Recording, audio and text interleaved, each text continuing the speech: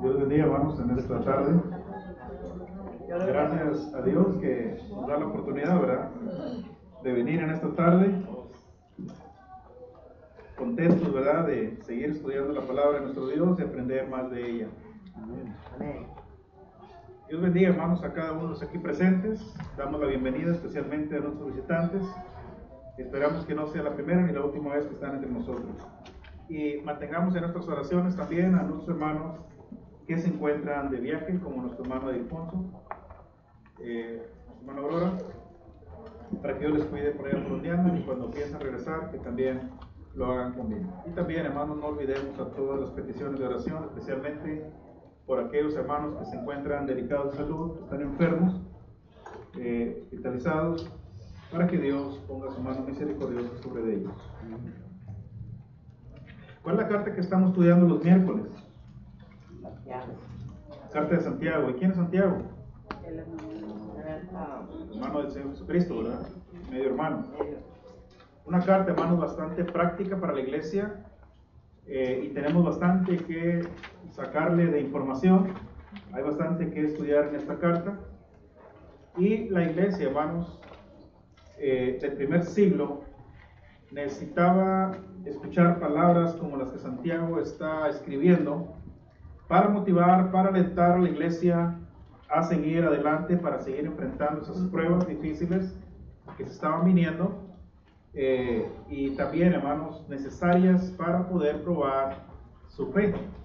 Ya hemos visto hasta este momento, hermanos, cómo Dios prueba la fe del cristiano. Lo ha hecho siempre, desde el principio, y con la iglesia no es la excepción. Hasta el día de hoy, hermanos, nuestra fe es probada, nuestra fe, hermanos, es pasada por el fuego para ver, hermanos, qué tipo de fe tenemos usted y yo.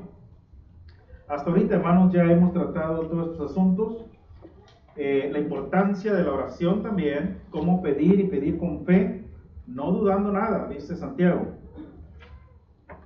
El hombre que es de doble ánimo es inconstante en todos sus caminos. Esto, hermanos, esta actitud no le agrada a Dios. Tenemos que pedir, hermanos, y pedir con fe, ser firmes en lo que estamos haciendo, en las decisiones que estamos tomando. Hablamos también, hermanos, la última clase acerca de la riqueza. Algo bastante importante, hermanos, y que muchos cristianos ponen su confianza en la riqueza, lo cual no es correcto. Y por causa de la riqueza, por causa muchas veces de los negocios que a veces hacemos, dejamos de servir a Dios, dejamos, hermanos, de reunirnos con la iglesia pensando que eso es algo más importante.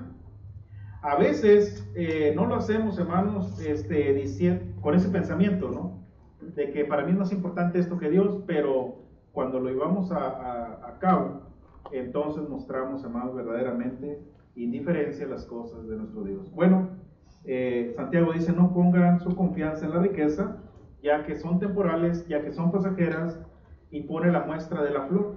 Cuando la flor nace, brota, se ve bien bonita, pero sale el sol con calor abrasador, se seca y se cae.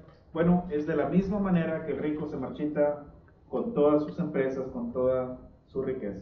La verdadera riqueza, hermanos, se encuentra en Cristo, y ahí es donde usted y yo debemos invertir, ahí es donde usted y yo debemos poner todo nuestro enfoque, porque eso, hermanos, verdaderamente es lo que nos va a sacar victoriosos en el día del juicio. En esta tarde, hermanos, quisiera considerar con ustedes el verso 12, y quizá, hermanos, también el verso 13. Bienaventurado el varón que soporta la tentación, porque cuando haya resistido la prueba, recibirá la corona de vida que Dios ha prometido a los que le aman. En este pasaje, hermanos, Santiago va a hablar acerca de las tentaciones y también va a hablar de las concupiscencias. Un tema, hermanos, bastante interesante, y que la iglesia del primer siglo, al igual que nosotros, debemos entender muy bien. Santiago comienza diciendo bienaventurado. Y esta palabra, hermanos, bienaventurado, quiere decir dichoso o feliz. Y el cristiano, hermanos, verdaderamente el que es bienaventurado, Aquel que es dichoso y feliz es cuando soporta la tentación. Hay cristianos que no soportan la tentación, caen en la tentación y por lo tanto caen en pecado.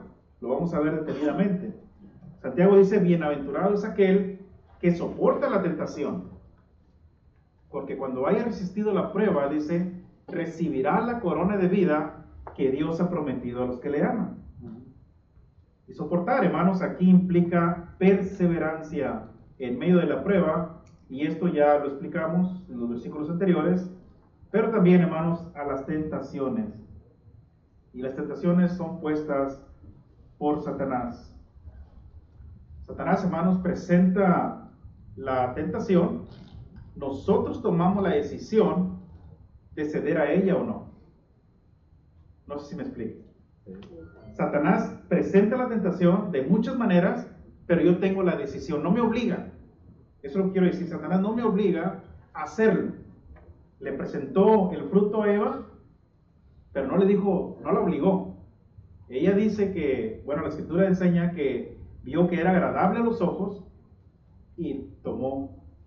Ella cedió a la tentación, a la oferta que Satanás le estaba haciendo. Entonces, por eso es que Santiago dice, bienaventurado el varón que soporta la tentación. Esto es algo bastante importante, hermanos. Dios habrá de recompensar con la corona de vida para aquellos que verdaderamente soporten las pruebas y las tentaciones. Hay, hermanos, una corona, hay una recompensa, hay una gratificación para usted y para mí, pero hay requisitos. ¿Cuáles son los requisitos que Dios le pone al cristiano para poder recibir aquella corona de vida?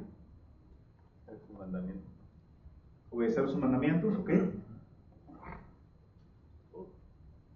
¿Qué dice el texto?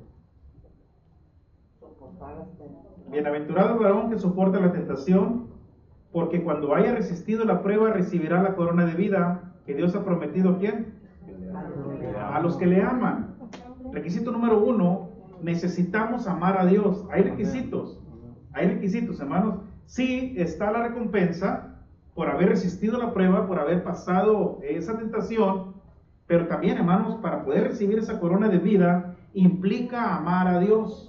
Ya hemos hablado también bastante al respecto, qué significa amar a Dios y cómo lo podemos mostrar.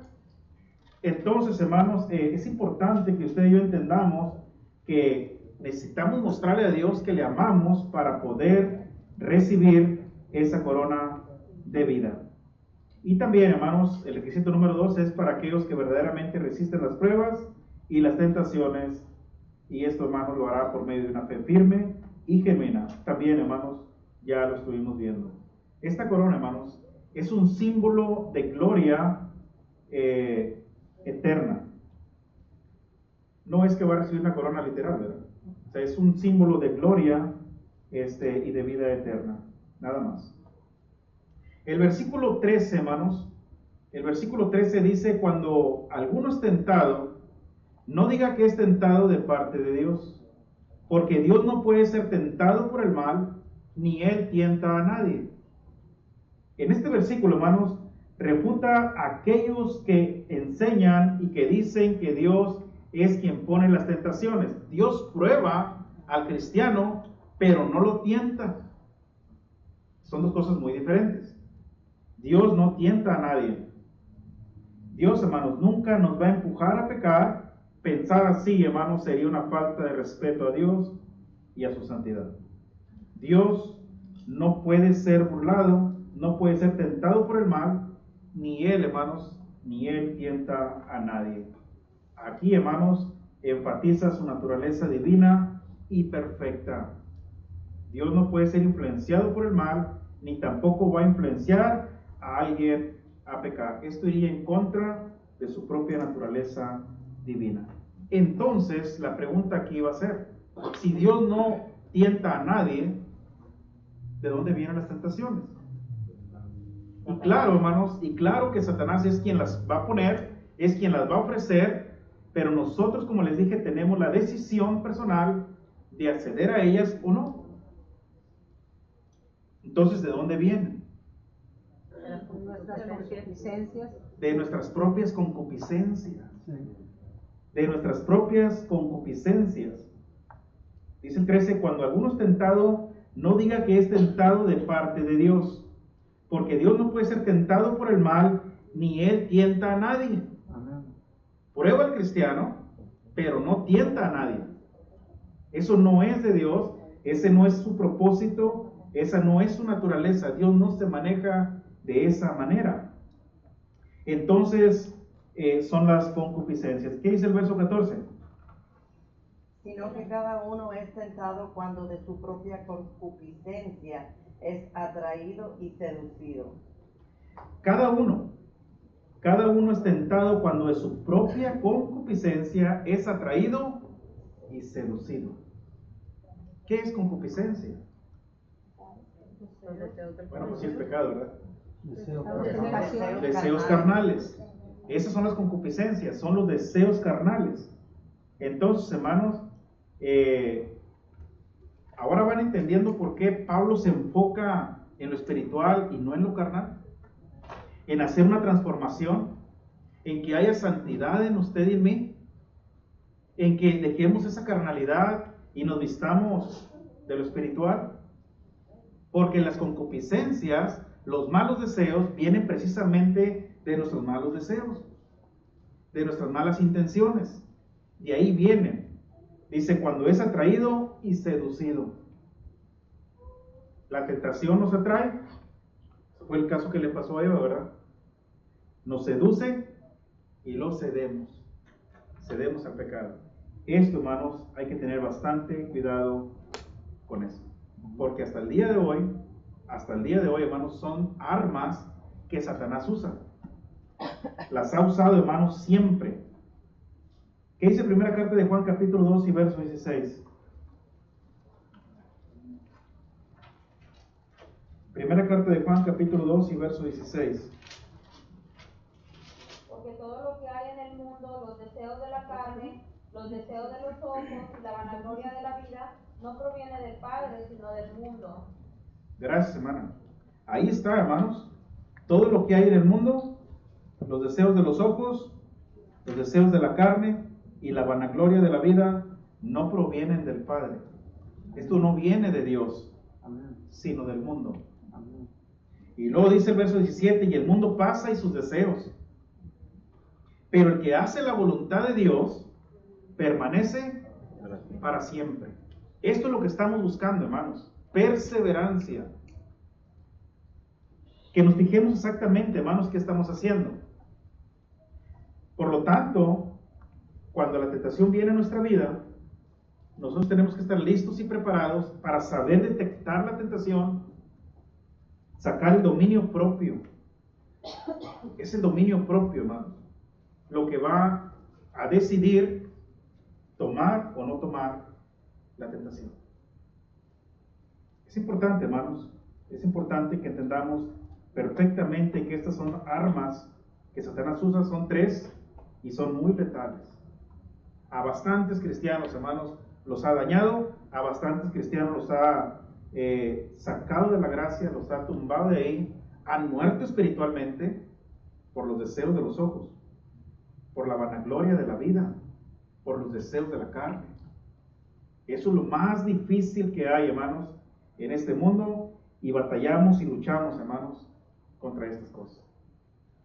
Así que en la próxima que se nos presente, hermanos, una tentación, entendamos perfectamente quiénes somos, en qué estamos parados. Dios está observando, permite que Satanás nos tiente, permite también, hermanos, que las pruebas vengan a nuestra vida, y Dios está viendo cómo vamos a reaccionar a ellas. Lo hizo con Job, ¿verdad? Permitió que Satanás le quitara todos los bienes materiales que él tenía, incluso también su sanidad, enfermándolo. Pero más sin embargo, hermanos, no fue de parte de Dios. Permitió que él sufriera, permitió para que Satanás viera que en Job había una fe firme, había una fe genuina y no le iba a faltar a Dios. Y se lo dijo, ¿verdad? Dios dio, Dios quitó. sea el nombre de Jehová bendito. Entonces, hermanos, son ejemplos que nosotros tenemos en la Biblia para entender, hermanos, que en medio de la tentación se puede vencer, podemos salir victoriosos. Por eso es importante, hermanos, que nosotros transformemos nuestras vidas para que sea una vida, hermanos, espiritual. Perfeccionemos también, hermanos, nuestra santidad para no conducirnos ya según la carne, sino según el Espíritu. Aquel que sabe usar, hermanos, el dominio propio, habrá de vencer las tentaciones y las pruebas. Mira lo que dice Pablo, hermanos, en Colosenses capítulo 3, verso 5 al verso 7. Colosenses capítulo 3.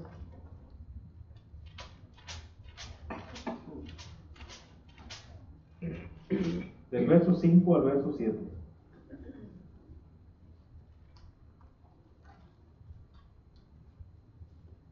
El que le encuentra el último era después. Hacer morir pues lo terrenal en vosotros: fornicación, impureza, pasiones desordenadas, malos deseos y avaricia, que es idolatría, cosas por las cuales la ira de Dios viene sobre los hijos de desobediencia, en las cuales vosotros también anduvisteis en otro tiempo cuando vivías en ellas. Gracias, hermana. Pablo aquí le está hablando, hermanos, directamente a la iglesia, y parece que la iglesia de los Colosenses estaba batallando con este aspecto. Hacer pues morir, ¿qué? Lo terrenal en vosotros. ¿Y qué es lo terrenal, Pablo? Fornicación, impureza, pasiones desordenadas, malos deseos y avaricia, que es idolatría. Cosas por las cuales la ira de Dios viene sobre los hijos de desobediencia, en las cuales vosotros también anduvisteis en otro tiempo cuando vivías en ellas. O sea, Pablo, hermano, nos deja saber la condición en la que nos encontrábamos antes y en la cual estamos hoy. Por lo tanto, al estar en Cristo, somos nuevas criaturas, tenemos que aprender a conducirnos de una manera muy diferente y tenemos que hacer morir lo terrenal en nosotros, especialmente, hermanos, los malos deseos. Y lo mismo se lo dijo a los Efesios, capítulo 2, versos del 1 al 3, que dice, Efesios capítulo 2, versos del 1 al 3.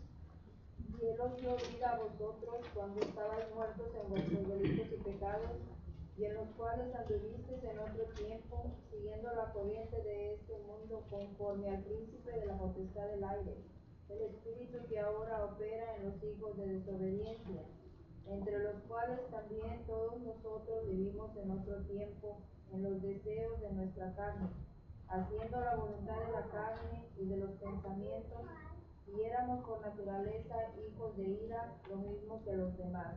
Gracias, hermana. Pablo, hermanos, va a tratar el tema de la salvación y cómo el cristiano, hermanos, tiene vida y vida eterna después del bautismo.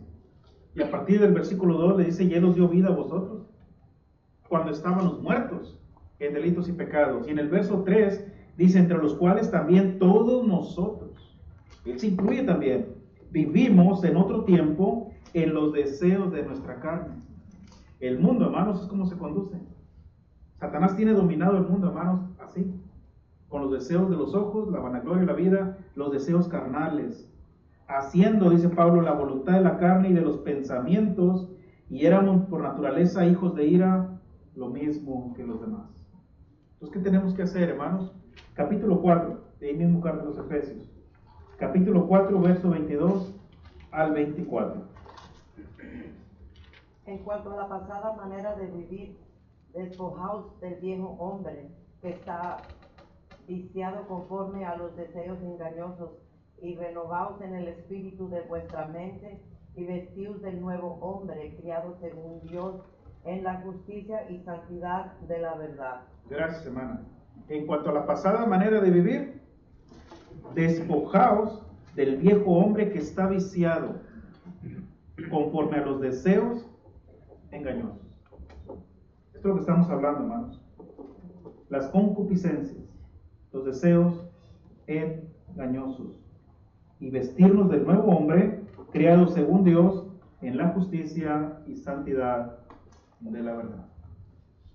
Entonces, hermanos, es importante, hermanos, que comenzamos a transformar nuestras vidas, renovar nuestro espíritu, como Pablo le dice a los romanos, ¿verdad? Capítulo 12, verso 1 y verso 2. Hay que renovar nuestra mente para poder comprobar cuál sea la buena voluntad de Dios, agradable y perfecta. Muy bien, hermanos. Verso 15.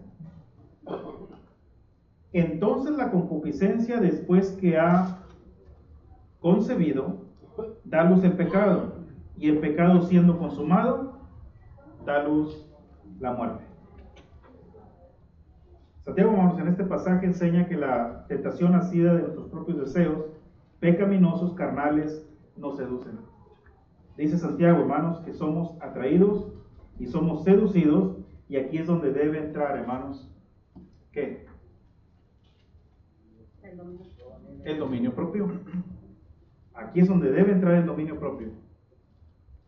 El tener yo, hermanos, esa facultad, ese autocontrol de controlar mi cuerpo, de controlar mi carne, de controlar mis pensamientos, de controlar mis malos deseos, sabiendo que soy cristiano, sabiendo, hermanos, que yo he nacido de nuevo, sabiendo que voy a dar cuentas a Dios de ello, porque Dios está observando toda nuestra vida, aquí donde andemos, en donde quiera, hermanos, Dios está observando nuestras vidas, nuestras acciones, y aquí es donde nosotros tenemos que tener control de nuestra vida. Cuando no hay dominio propio, cedemos inmediatamente, fácilmente, y caemos en pecado. Más tarde tenemos a cristianos arrepentidos pasando enfrente porque cayeron en pecado por la falta de dominio propio. Entonces, hermanos, es importante que usted y yo aprendamos, hermanos, a controlar las concupiscencias que nacen, hermanos, que nacen de una mente carnal. Cuando nuestra mente, hermanos, es transformada, entonces vamos a mirar las cosas muy normal. Muy normal. Jesucristo no acusó el que nosotros veamos a una mujer. ¿Qué fue lo que acusó ahí? Para codiciarla. Para codiciarla. Cualquiera que vea a una mujer con el propósito equivocado, ahí está el pecado. No, ver a una mujer es normal, sino cómo la vemos. Esa es la diferencia que hay. Cuando nuestra mente, hermanos, es una mente espiritual, no hay malicia ahí. No hay. Pero cuando no es espiritual y es carnal, volteamos a ver a la mujer guapa, atractiva, y luego la volvemos a voltear a ver, y luego la volteamos otra vez, hasta que ya nos quedamos fijamente viéndola. Entonces, hermanos, ahí es el propósito. Ahí es donde somos seducidos, somos atraídos. Dice que cuando el pecado es concebido, da luz el pecado, y el pecado siendo consumado, da luz la muerte. Aquí, hermanos, son asuntos bien delicados que tenemos que tener bastante cuidado. Cuando no hay dominio propio, el paso que sigue es consumar el pecado, lo llevamos a la acción, y después que lo llevamos a la acción, el pecado, cuando sale a la luz, hermanos, da luz la muerte. Morimos espiritualmente, caemos de la gracia. Muchos, hermanos, muchos caen de la gracia, mueren espiritualmente y se quedaron allá. Y aquí entra, hermanos, bastantes cosas que hay que hacer. Bastantes cosas que tenemos que hacer. Entonces, hermanos, tenemos que tener bastante cuidado nosotros al no ceder, hermanos, a la tentación, para que no nos vaya a llevar después a la muerte. ¿Cómo estamos manejando nuestras vidas? Porque mientras vivamos en este mundo, estamos expuestos. Quizá no hoy, a lo mejor mañana tampoco, a lo mejor pasado mañana sí, y quizá habremos de vencer la tentación, quizá habremos de pasar eso y nos vamos a sentir contentos porque no cedimos al pecado. Pero ¿qué en un mes después? ¿Qué en 2 años después? ¿Qué en 10 años después? Entonces, hermanos, esto es a diario y a cada momento de nuestras vidas. Debe haber conocimiento bíblico, alimentarnos de la palabra de nuestro Dios. Entre más conocimiento tengamos, entre más ocupados estemos en las cosas santas, en las cosas de Dios, involucrados en ellas, menos, hermanos, menos habremos de enfrentar ese tipo de situaciones. Satanás, hermanos, sabe por dónde entrar, sabe en dónde atacar, sabe cuáles son los que tienen mentes débiles, mentes carnales, y ahí se va a meter. Entonces, hermanos, tengamos bastante cuidado de no ceder, hermanos, a las tentaciones.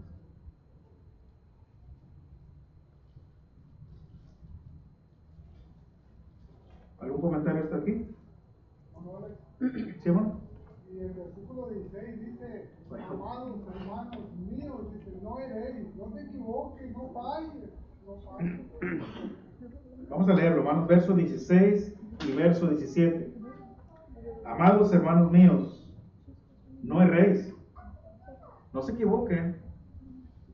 No se equivoquen, hermanos. Miren, toda buena dádiva y todo don perfecto desciende de lo alto, del Padre de las luces, en el cual no hay mudanza ni sombra de variación.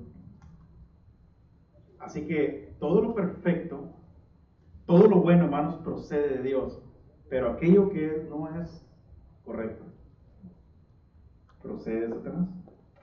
Y tenemos que tener, hermanos, bastante cuidado. Santiago aquí nos deja una gran lección, hermanos. Primero nos exhorta a los hermanos a no dejarse engañar por el pecado, incluso por falsas doctrinas. Pero también, hermanos, nos deja saber muy bien claro que Dios es puro, Dios es perfecto, Dios es santo, hermanos, en toda la extensión de la palabra. De Él procede todo lo que es puro, honesto y de excelencia. Dios es la fuente, hermanos, de todo lo bueno, de todo lo perfecto. Por lo tanto, su naturaleza es inmutable, no cambia, no se mueve, es eterno. Eso es lo que Santiago, hermanos, nos está diciendo. La frase del Padre de las luces, ¿a qué hace referencia?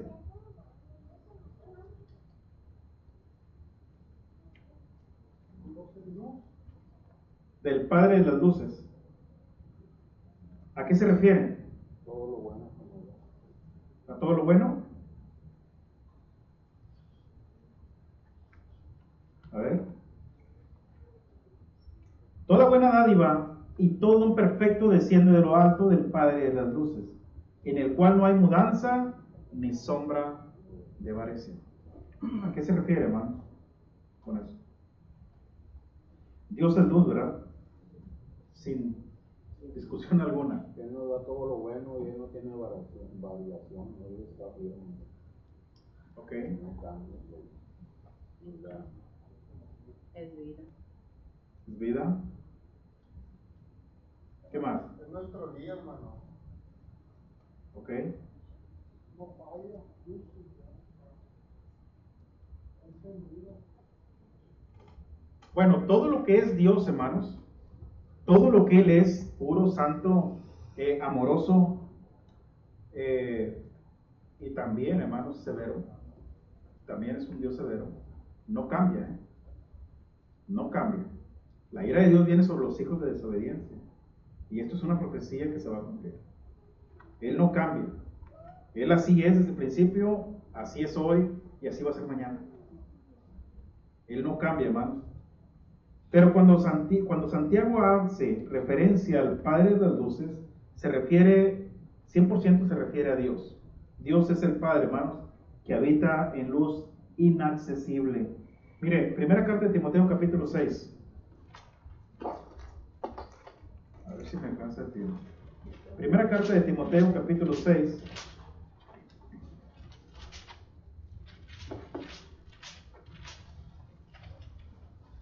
Versículo 16.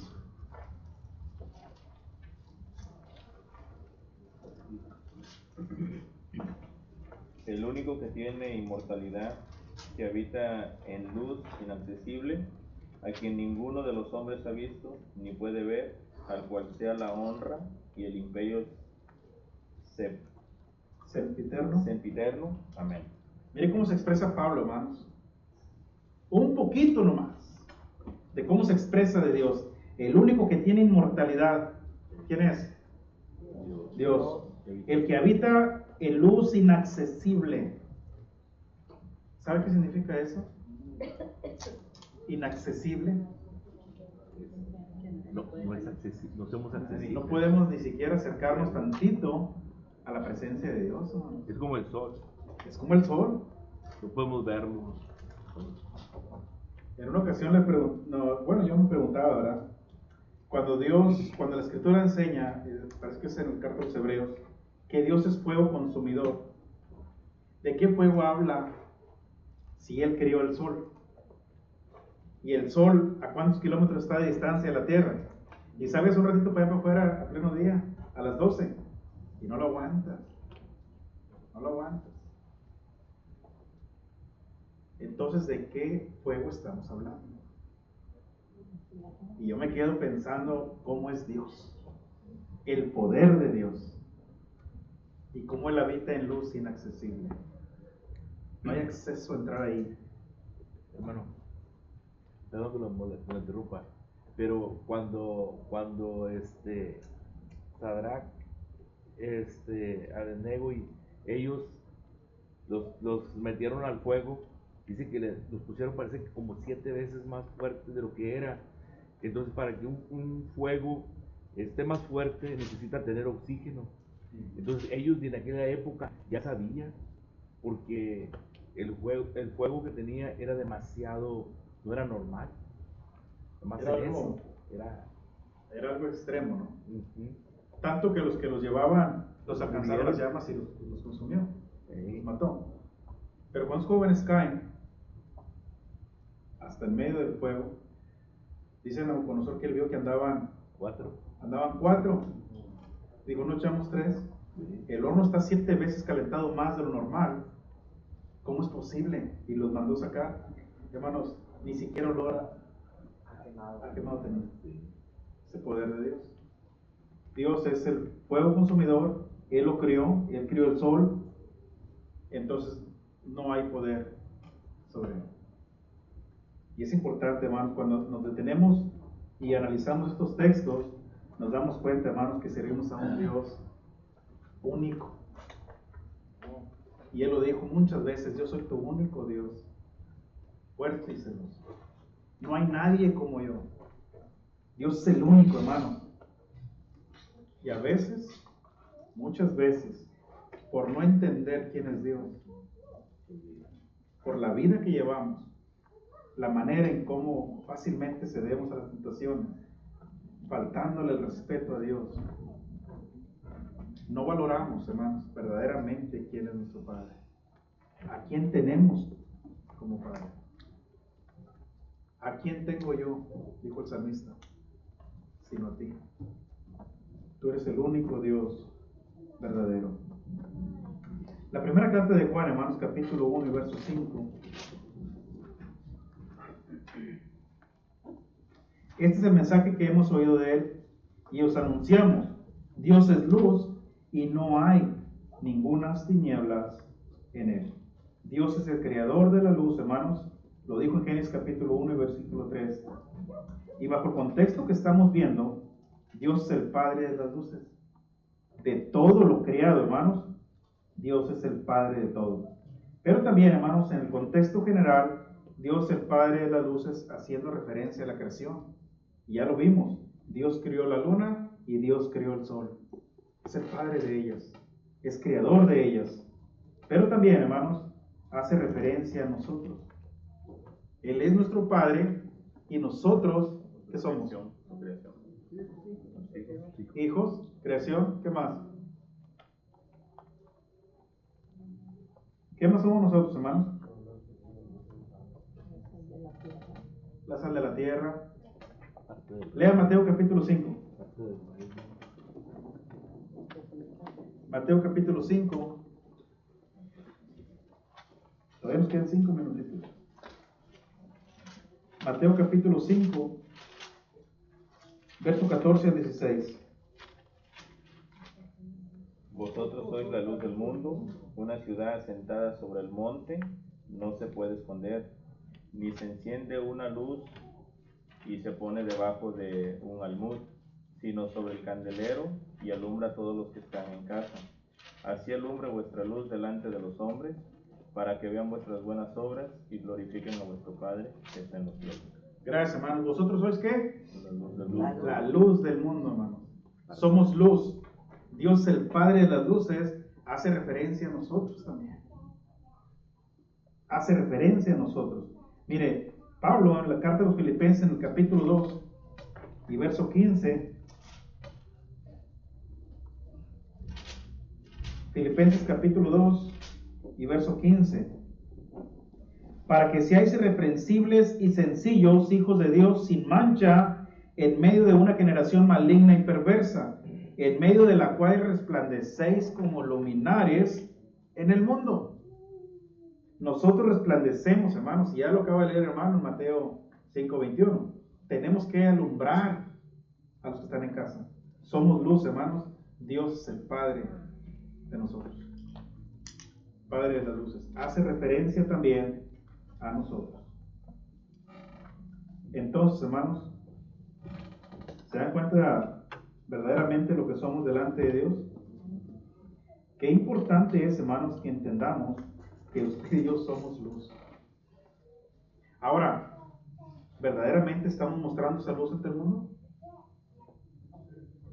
¿Está alumbrando cuando está en medio del mundo? ¿Quién recuerda a Moisés, hermanos, cuando subió a la presencia de Dios para recibir las tablas de la ley? Y cuando bajó, ¿qué pasó con él? Iluminaba el rostro, porque había estado cerquita de la presencia de Dios. Y dice que no podían fijar su mirada de lo brillante que venía el rostro de Moisés.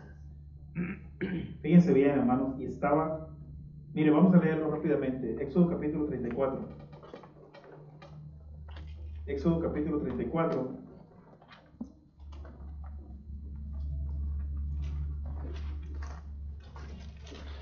Verso 29 al 35.